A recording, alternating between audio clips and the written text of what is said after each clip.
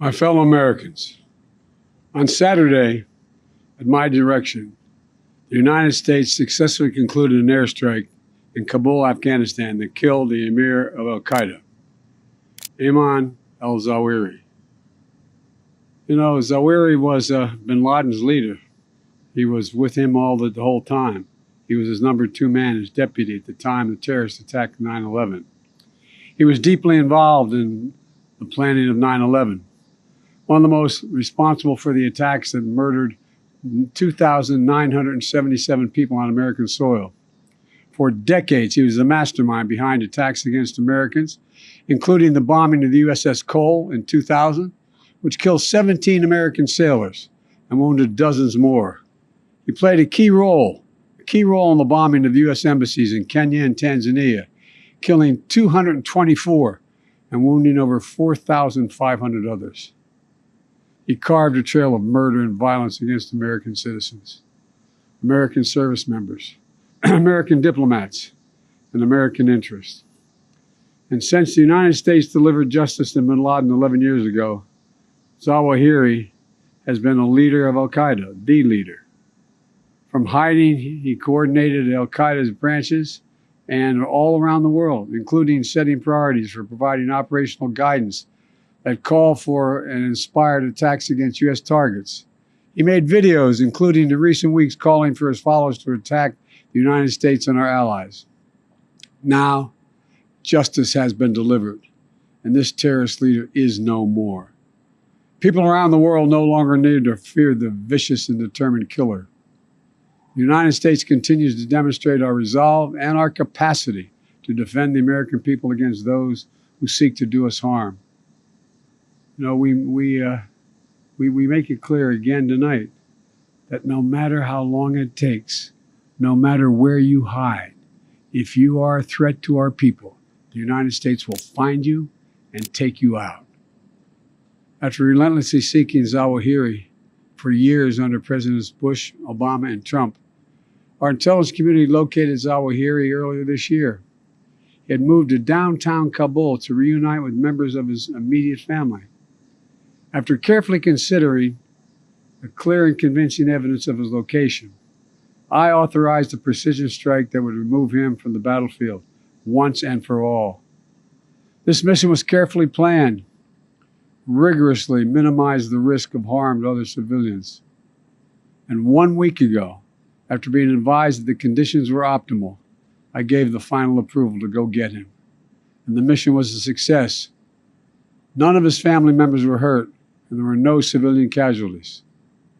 I'm sharing this news with the American people now, after confirming the mission's total success through the painstaking work of our counterterrorism community and key allies and partners. My administration has kept congressional leaders informed as well. When I ended our military mission in Afghanistan almost a year ago, I made the decision that after 20 years of war, the United States no longer needed thousands of boots on the ground in Afghanistan to protect America from terrorists who seek to do us harm. And I made a promise to the American people that we continue to conduct effective counterterrorism operations in Afghanistan and beyond. We've done just that. In February, our forces conducted a daring mission in Syria that eliminated the emir of ISIS.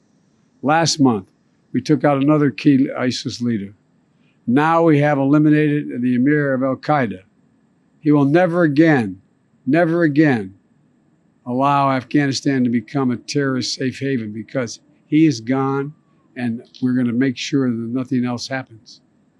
You know, it can't be a launching pad against the United States. We're going to see to it that won't happen. This operation is a clear demonstration that we will, we can, and will always make good on the solemn pledge. My administration will continue to vigilantly monitor and address threats from al-Qaeda, no matter where they emanate from. As Commander-in-Chief, it is my solemn responsibility to make America safe in a dangerous world. The United States did not seek this war against terror.